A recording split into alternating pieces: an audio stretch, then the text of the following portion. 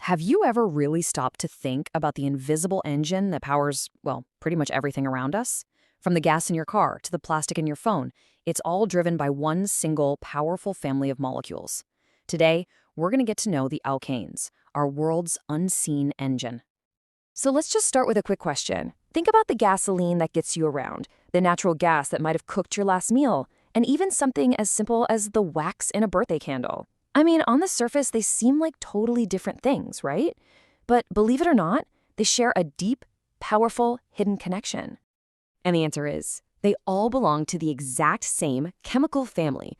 It's wild when you think about it. From one simple molecular blueprint, you can build this incredible variety of substances that have, literally shaped our modern lives. So today, let's get to know them. All right, time for a formal introduction.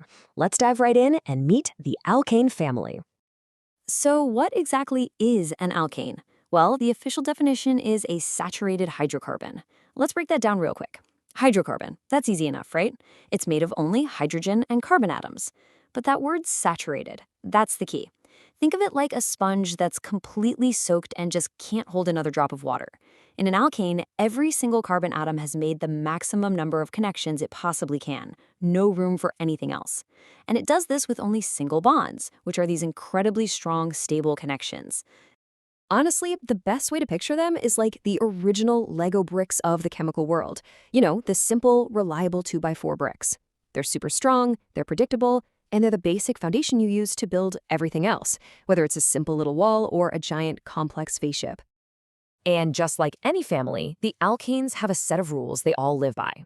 You can think of these rules as their family blueprint, the code that dictates the structure of every single member, from the absolute smallest to the largest.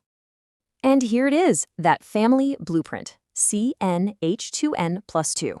Now, don't let the letters and numbers freak you out, because it's actually incredibly elegant. All N stands for is the number of carbon atoms.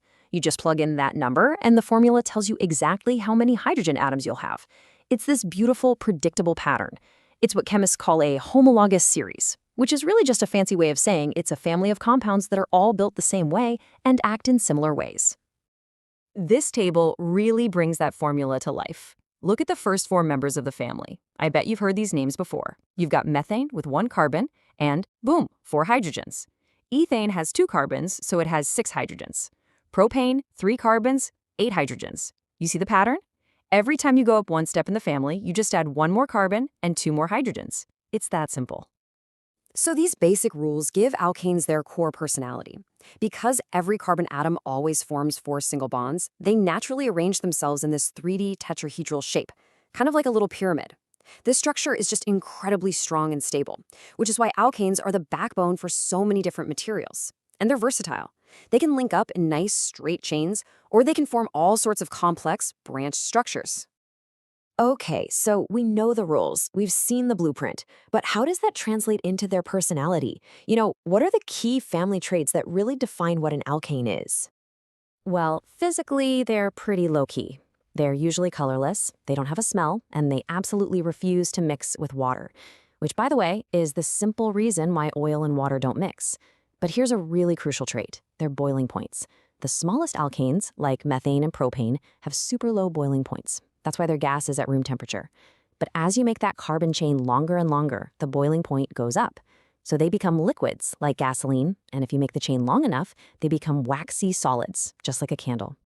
Now, chemically speaking, because of those super strong and stable single bonds we talked about, alkanes are kind of the introverts of the molecular world. They're not very reactive, they pretty much keep to themselves and don't really like to react with other chemicals. But every introvert has a wild side. And for alkanes, that fiery side is called combustion. This is their number one most important reaction by far. It's the simple act of burning them with oxygen, and it's the reaction that has powered our civilization for more than 100 years. It's how we unlock almost all of the incredible energy they have stored inside. Their only other main reaction is something called substitution. Remember how we said they're unreactive? Well, you can sort of force them to react. It won't happen on its own, but if you take something like chlorine and give the whole mix a blast of energy from UV light, yep, sunlight works perfectly, you can trigger a swap. A hydrogen atom gets knocked off the alkane, and a chlorine atom takes its place, or gets substituted. This is actually the first step in turning these simple Lego bricks into more complex chemicals, like the ones we use to make plastics. So we've met the family, we know their personality. Now let's talk about the family business. Where do we actually see these alkanes at work in our daily lives? Whoa, this chart really says it all. Just look at that huge purple slice. A staggering 60% of all alkanes are used as fuels. We're talking natural gas for heating, propane for our grills, gasoline for our cars. It's massive. And the other 40% is still huge. It goes into making plastics, chemicals, lubricants, waxes. They are quite literally everywhere you look. So where do we get them all? Well, we don't really make them in a lab. We find them deep underground, trapped in crude oil and natural gas. To get them out and separate them, we use this really clever process called fractional distillation. Hey, remember how we said that the longer chains have higher boiling points? Well, that's the whole secret. This process basically heats up crude oil, and it sorts all the different alkanes based on the temperature they vaporize at. It's like a sorting machine for molecules. But, and this is a big but, all of this incredible usefulness comes with a really complex legacy. So for our final section, we have to look at both sides of the coin. The alkane's powerful and sometimes very problematic contribution to our world. Okay, this is so important to understand. Not all combustion is the same. On the left, if you have plenty of oxygen, you get complete combustion. It's a clean, efficient burn. It produces just water and carbon dioxide. But on the right, if there isn't enough oxygen, you get incomplete combustion. This is a dirty, inefficient burn that creates soot and, way more dangerously, carbon monoxide, a colorless, odorless, and highly poisonous gas. But here's the twist. Even that first type of combustion, the so-called clean one, has one massive, world-changing consequence. Yeah, even when alkanes burn perfectly, the carbon dioxide they release is a powerful greenhouse gas. For decades and decades, we've been burning these fuels on an unbelievable scale, releasing billions of tons of CO2 into the atmosphere. And this has basically created a heat-trapping blanket around our planet, driving the global warming that we are all experiencing today. And so, that's where we land. There is absolutely no denying the power of the alkane family. Their simple structure, their stability, their incredible energy, it literally built the world we live in. But we now understand very clearly that this progress came at a huge environmental cost. And that leaves us with a defining question of our time. Alkanes fueled our past, but what's going to fuel our future?